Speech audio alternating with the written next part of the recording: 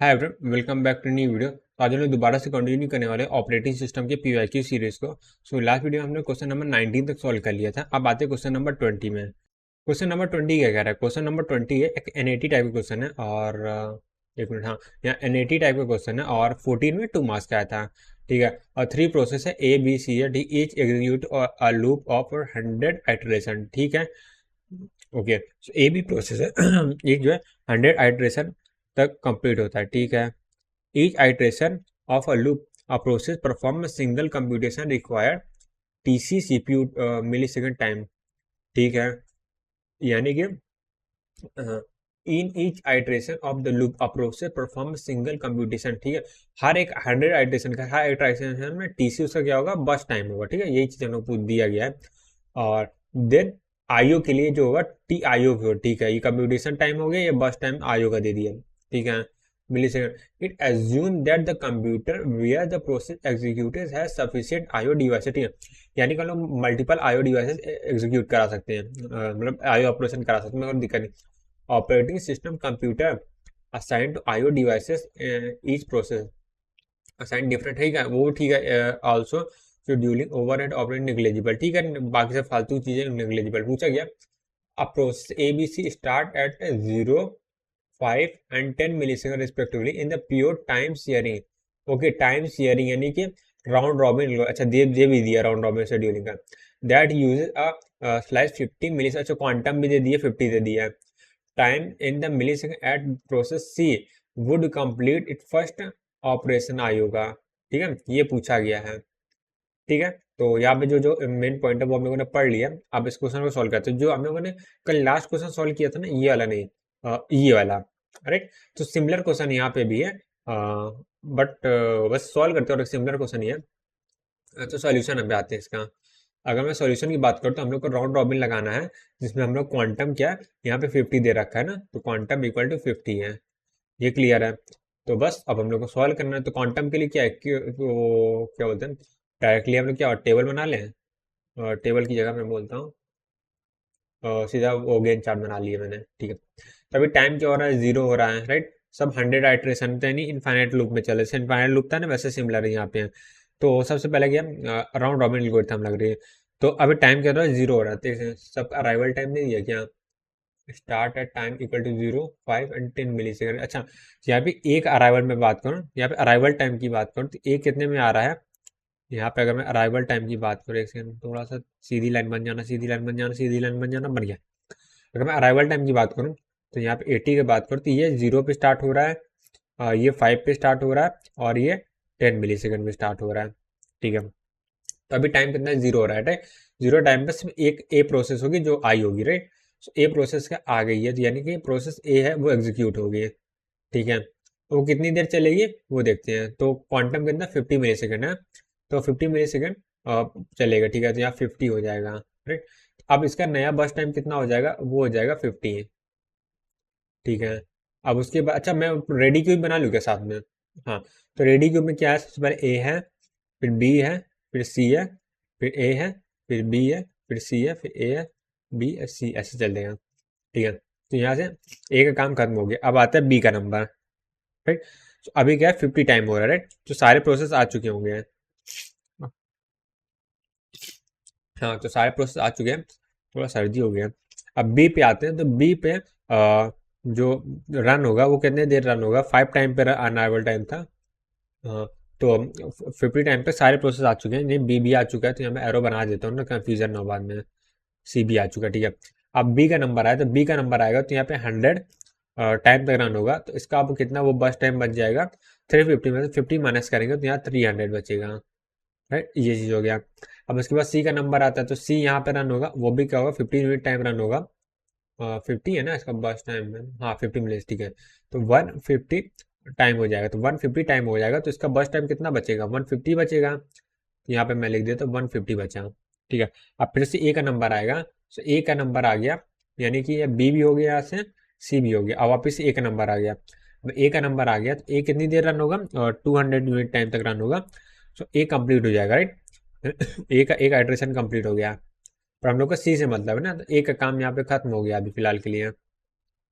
ठीक है, ए का एक आइट्रेशन कंप्लीट हो चुका है। ठीक है। तो अब कंप्लीट हो गया, यानी ए क्या होगा, रीसेट हो जाएगा, राइट। नहीं नहीं, अभी ए उसके आईओ के लिए जाएगा ना। तो ए यहाँ पे कंप्लीट हो, ए यहाँ पे आईओ के लिए जा रहा है, राइट। तो यहाँ पे ए आईओ के लिए जा रहा है, तो यहाँ पे मैं एरो बना देता हूँ। यहाँ से ए क्या है यार, थोड़ा स्ट्रेट लाइन नहीं बन सकती यार। एक मिनट, थोड़ा सा मेरे को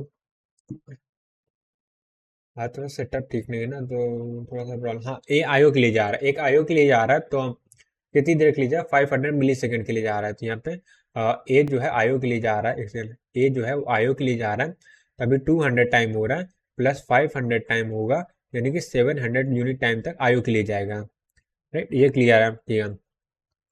अभी ए अभी हम लोग गायब हो गया, तो ए यहाँ से ये कंप्लीट हो गया ना, ए वाला कंप्लीट हो गया, अभी ये हम लोग गायब हैं, ठीक है। अब बी सी का नंबर आता है, राइट। सो बी की बारी आती है, अब बी कैसे रन होगा वो देखते हैं। सो बी रन होगा, वो भी क्या 300 बचा था ना, तो ठीक है, 50 टाइम तक बी रन होगा। सो यहाँ पे 300 था, अब उससे क्या होगा, 250 हो जाएगा, तो यहाँ मैं 250 कर दे रहा हूँ, ये बचा हुआ है। अभी क्या है, सी वैसे अभी ए रन हो रहा है, तो उसको बना ही रहने देते हैं, क्योंकि ए तभी जिंदा है ना, मरा थोड़ी ना है, ठीक है। अब उसके बाद सी की बारी आती है, तो सी भी रन होगा। सी कब तक रन होगा, 300 यूनिट टाइम तक। तो सी का भी जो 150 था, अब वो हट के 100 बचेगा, ठीक है, ये चीज़ हो गया। अभी भी उसके बाद सी है, उसके बाद फिर से ए रन होना चाहिए, बट ए क्या आयो के लिए गया, तो ए तो बिजी है, तो अब बी नंबर आएगा, राइट। सो यहाँ पे ए बिजी था, तो बी सी के बाद फिर वापस से बी का नंबर आएगा, तो यहाँ से सी के बाद वापस से बी का नंबर आ गया, ठीक है। अब वापस से बी रन हो रहा है, तो यहाँ पे 300 टाइम है, तो 350 टाइम हो गया। अब 350 टाइम पे बी ने क्या किया, 50 यूनिट फिर से कंप्लीट कर लिया था, यानी तो 250 था, यहाँ से सिर्फ 200 बचा, ठीक है। अब उसके बाद फिर से सी का नंबर आएगा। सी क्या है, फिर 400 यूनिट तक काम करेगा है, तो मैं छोटा छोटा लिख देता, 400 यूनिट तक काम करेगा, यानी अब सी का कितना बचा है, 50 बचा है बस टाइम। अब सी हो गया, फिर से उसका फिर से बी का नंबर आएगा, तो 450 यूनिट टाइम तक रन होगा। अब फिर से क्या, 200 से 150 टाइम इसका बचा हुआ है। अब इसका 150 टाइम बचा हुआ है, तो वापस से किसका, सी का नंबर आएगा।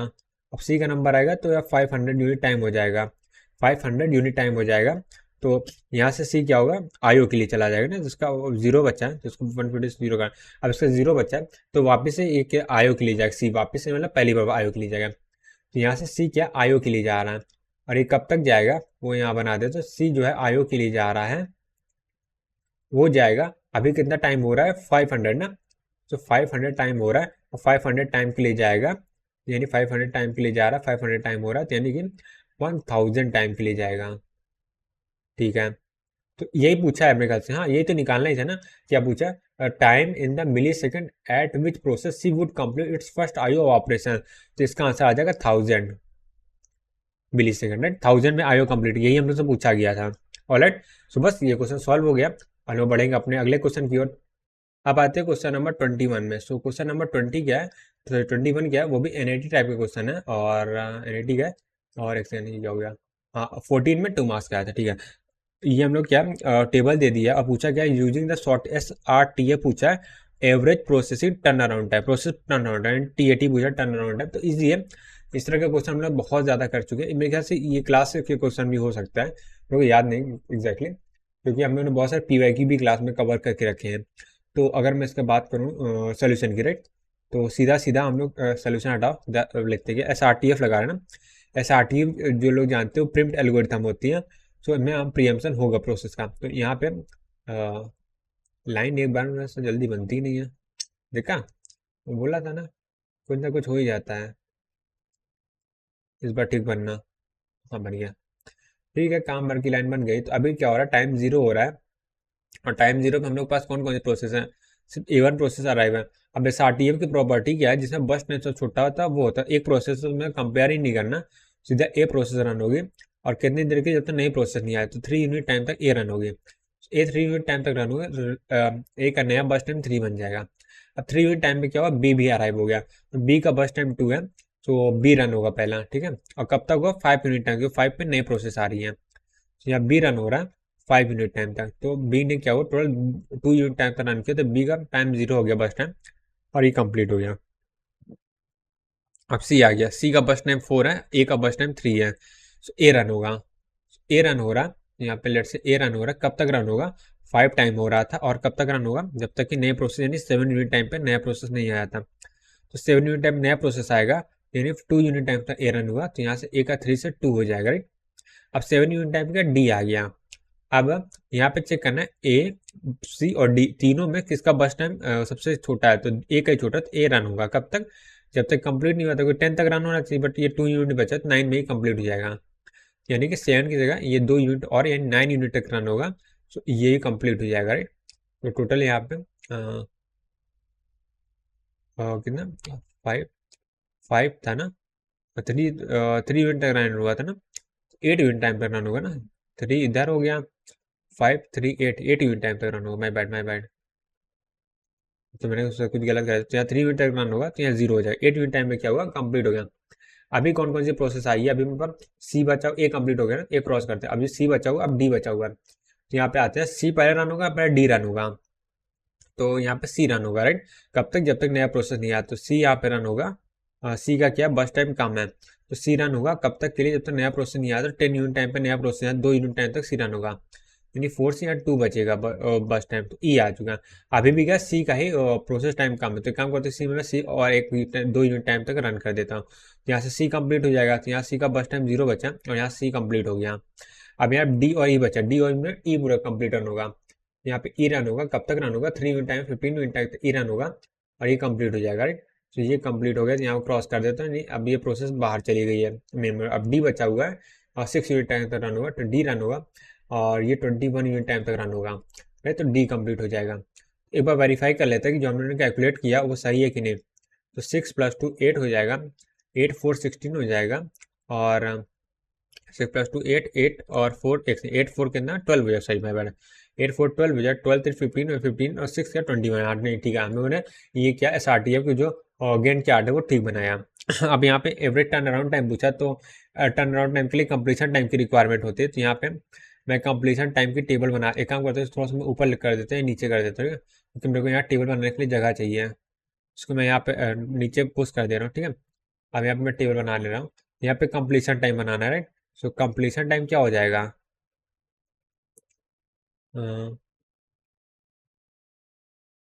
ठीक है, कंप्लीशन टाइम अब डी का क्या है 21 है, तो डी यहाँ पे 21 है, कलर येलो कर देते हैं, अलग दिखेगा, 21 है, और ई का क्या है 15 है, और सी का क्या है 12 है, और ए का क्या है 8 है, और बी का क्या है 5 है, सो ए का 8 है, बी का 5 है, तो यहाँ पे ए का 8 आ जाएगा और बी का 5 आ जाएगा, ठीक है। अब हम लोग को टर्न अराउंड टाइम निकालना है, तो मैं directly average turn around time लिख देता हूँ, एवरेज टर्न अराउंड टाइम ये क्या हो जाएगा, 8 का क्या होगा, टर्न अराउंड टाइम क्या होता है, completion time minus arrival time, यहाँ 8 ही बचेगा, प्लस बी के लिए 5 - 3, तो यहाँ पे 2 बचेगा। अब आते हैं सी के लिए, सी का 12 है -5, तो यहाँ पे कितना बचेगा 7 बचेगा, और यहाँ पे आते हैं 21 है और यहाँ 7 है, तो 7 है 21 माइनस करेंगे 14 बचेगा, राइट, और यहाँ प्लस करेंगे 15 है, उसमें 10 माइनस करेंगे तो 5 बचेगा, टोटल नंबर प्रोसेस कितने थे 5 थे, अब 5 से डिवाइड कर दिया, तो यहाँ से कितना आ जाएगा 8 to 10 आएगा, और 10 और इस 7 + 4 21, 10 और 31 आ जाएगा, 31 + 5 कितना आ जाएगा 36 आ जाएगा, तो 36/5 आ गया, तो यहाँ पे 7.2 आ जाएगा, ये हम लोग का एवरेज टर्न अराउंड टाइम आ गया, राइट। तो मैं यहाँ पे लिख देता हूँ, इसका आंसर क्या है 7.2 है, राइट।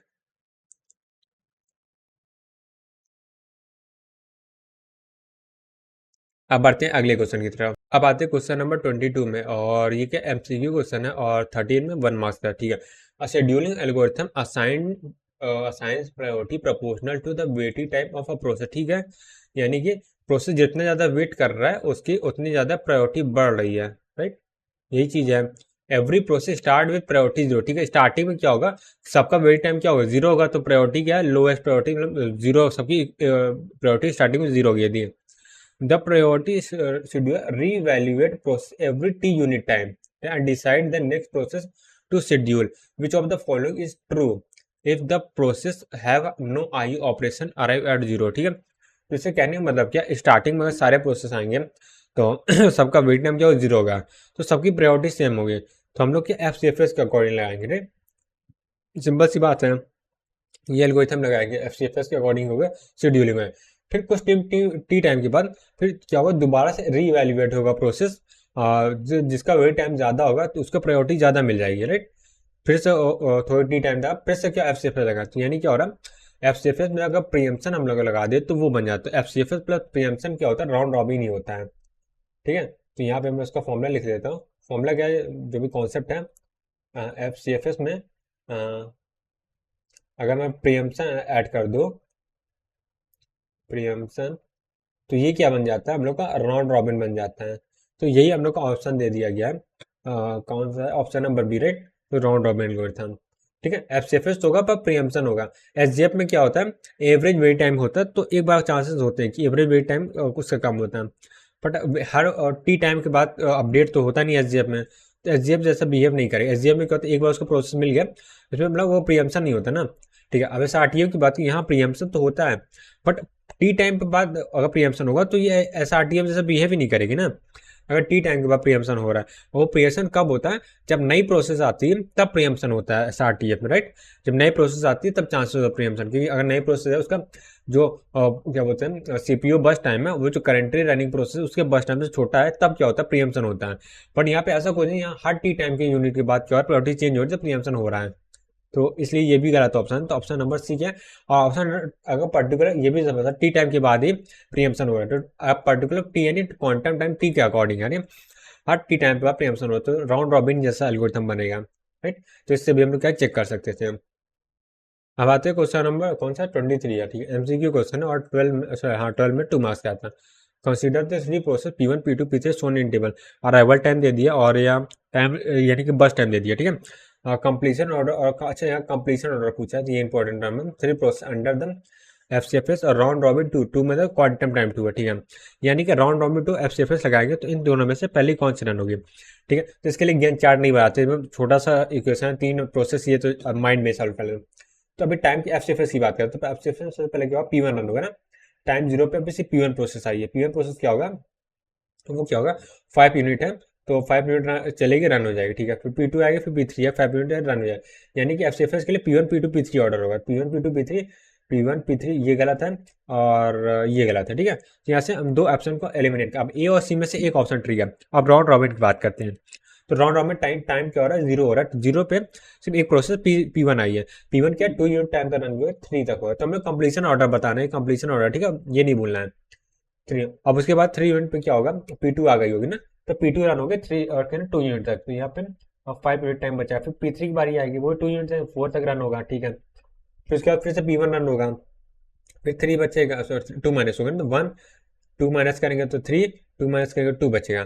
फिर से P1 माइनस होगा 0, यानी P1 क्या पहले नंबर पे कंप्लीट हो रही है। उसके बाद क्या P2 आएगी, P2 रन होगा, P2 क्या है 1 बचेगा, तो उसका P3 का 0 हो जाएगा। तो यानी सेकंड नंबर पे ये हो है, थर्ड नंबर पे ये, यानी कि क्या P1 P3 P2, P1 P3 P2, option number C is right answer, right. बस इजी क्वेश्चन था, मतलब बहुत जल्दी 30 से 40 सेकंड में इजीली सॉल्व किया जा सकता था। अब आते हैं क्वेश्चन नंबर 24 में। सो 24 क्या, consider the following table of arrival time burst time process P0 P1 P2। तो 3 प्रोसेस फिर से हम लोग को दे दिया, पूछा क्या इस बार क्या प्रिम्प्ट SRTF लगाना, ठीक है। यानी SRTF लगा, preempt shortest of first schedule को SRTF ही बोलते हैं। Schedule carried out only at arrival time और completion time of process. Scheduling is carried out only at arrival time और कंप्लीशन, ठीक है, यही चीजें। What process of average waiting time, ठीक है, of 3 process, average waiting time पूछ लिया। तो बस हम लोग क्या करना है, गेन चार्ट बना के और सॉल्व करना है। तो हम लोग कौन से एल्गोरिथम लगा रहे हैं, SRTF लगा रहे हैं, SRTF ठीक है। तो इसके लिए क्या करते हैं, मैं यहाँ पे लाइन बन गया भाई, एक बार में लाइन बना, ठीक है। अब आते हैं टाइम क्या हो रहा है, अभी मान लेते हैं टाइम 0 हो रहा है, टाइम 0 हो रहा है, टाइम क्या हो रहा है 0 हो रहा है, टाइम 0 पे क्या है, सिर्फ P1 प्रोसेस आई। अभी हमारे पास सिर्फ P1 प्रोसेस क्या होगा, 1 यूनिट टाइम का रन होगा, क्योंकि 1 यूनिट टाइम बाद क्या P1 P0 प्रोसेस रन होगा, P1 प्रोसेस उसके बाद आ जाएगी। टाइम 1 होगा तो 1 पे क्या आ जाएगा, P1 आ गया। अब ये 1 में एक यूनिट, एक मतलब यूनिट चल चुका है, तो इसका बस टाइम क्या होगा 9 से 8 हो जाएगा। अब क्या इन दोनों में देखें बस टाइम किसका काम है, बस टाइम जो है 4 है, उसका P1 का काम है। तो P1 रन होगा कब तक, जब तक नई प्रोसेस नहीं आ जाए। तो अच्छा नई प्रोसेस में क्या उसका बस टाइम 9 है, तो P1 तो सब छोटा बस टाइम, तो P1 पर उठ जाता है, P1 पूरा कंप्लीट हो जाएगी, 5 यूनिट टाइम तक P1 पूरी रन होगी। तो P1 का बस टाइम यहाँ से 0 हो जाएगा और P1 क्या है कंप्लीट हो गई। अब यहाँ P2 भी आ चुकी है, तब P0 और P2 में किसका बस टाइम कम है, P0 का, तो यानी पहले P0 कंप्लीट हो गए, तो वापिस से P0 रन हो गए कितने 8 यूनिट टाइम के लिए, तो 5 8 के 13 हो जाएगा, राइट। 13 यूनिट तक P0 रन होगा, तो यहाँ से क्या होगा P1 कंप्लीट होगा, P0 complete, P2 by by, अब P2 की बारी आए तो 9 मिली सेकेंड P2 बचा हुआ है, तो 9 मिली सेकेंड यानी कि 22 यूनिट टाइम तक P2 रन होगा। तो ये हम लोग क्या गेन चार्ट बन चुका है। अब गेन चार्ट बन चुका है तो सीधा सीधा टेबल बना के सॉल्व करते हैं। तो यहाँ से हम लोग क्या पूछे, एवरेज वेटिंग टाइम पूछा ना, तो वेट टाइम में टर्न अराउंड टाइम भी निकालना पड़ेगा, तब वेट टाइम आएगा। हाँ, तो यहाँ पे बस टाइम की अगर मैं बात कर रहा था, हाँ तो कंप्लीशन टाइम में आते हैं ना, तो कंप्लीशन एक सेकंड, यहाँ से कंप्लीशन टाइम की बात करते हो तो कंप्लीशन टाइम P2 का क्या है, एक सेकंड यहाँ पे लाइन बना रहा था, P2 क्या 22 है, ये लाइन हटा ही देते हैं ना तो कंफ्यूजन दे रहा था। 22 है, P0 क्या है 13 है, और P1 का क्या है, P2 का P2 है ना 22, P1 का 5 है। अब यहाँ पे टर्न अराउंड टाइम की बात करते हैं, टर्न अराउंड टाइम क्या हो जाएगा, हो जाएगा completion time minus arrival time. तो यहाँ पे 13 हो जाएगा, 5 है, 1 है, 4 बन जाएगा, 20 2 में 2 गया, 20 बचेगा।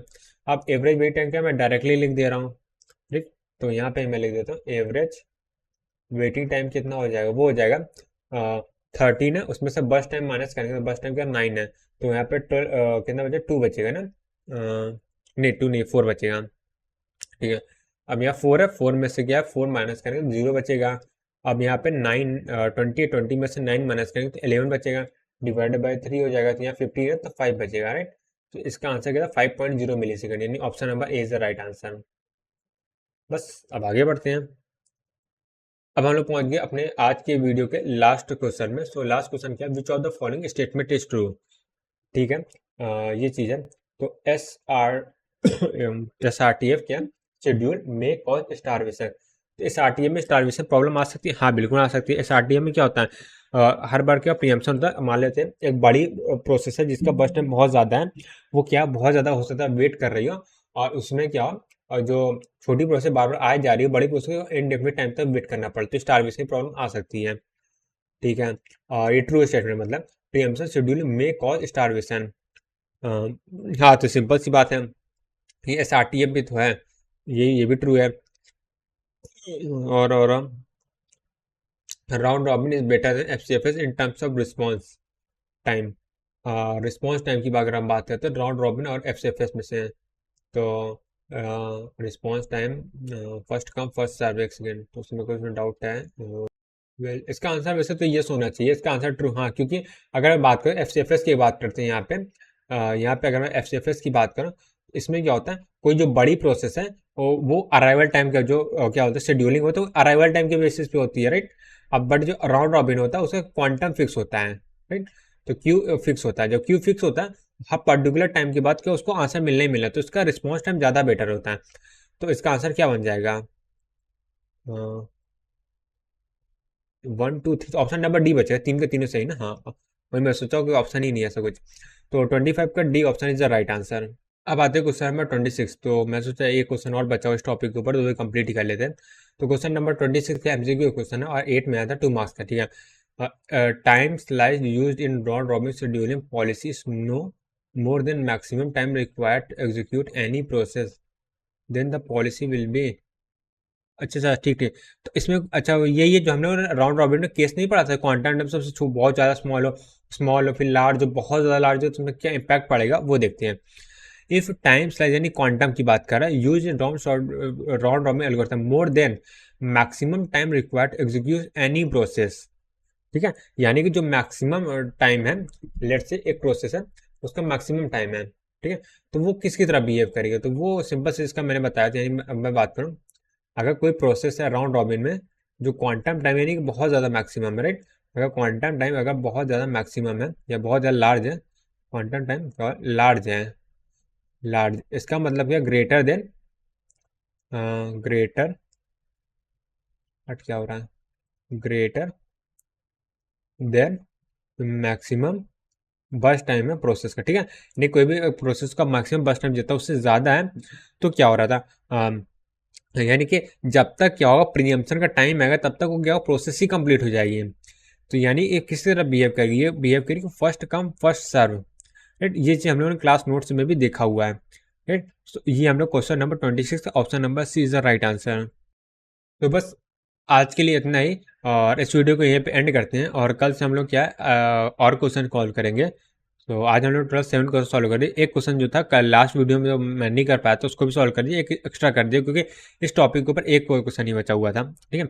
बस मिलते हैं नेक्स्ट वीडियो में, तब तक के लिए bye bye, see ya, take care, have a nice day.